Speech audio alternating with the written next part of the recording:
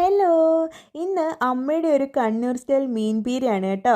അതിനായിട്ട് നല്ല കുഞ്ഞ മത്തിയാണ് കേട്ടോ എടുത്തേക്കുന്നത്. ആദ്യം തന്നെ അതിനുള്ള അരപ്പ് തയ്യാറാക്കണേ.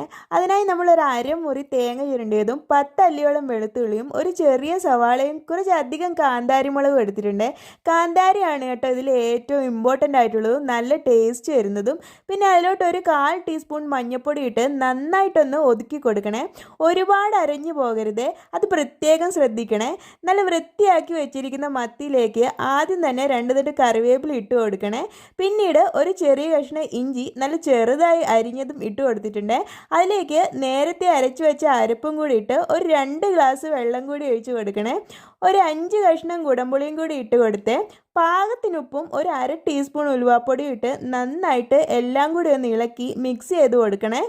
അടുപ്പിൽ ഹൈ ഫ്ലെയിമിൽ തന്നെ നന്നായി വറ്റുന്നത് വരെ വെച്ച് തീ ഓഫ് ചെയ്തതിന് ശേഷം 2 തണ്ട് കറിവേപ്പിലയും കൂടി ഇട്ട് കൊടുത്ത് ഒരു 10 മിനിറ്റ് കൂടി മൂടി വയ്ക്കണേ.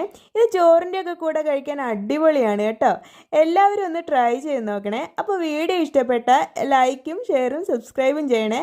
അപ്പോൾ അത്രയേ ഉള്ളൂ. Thank you, by.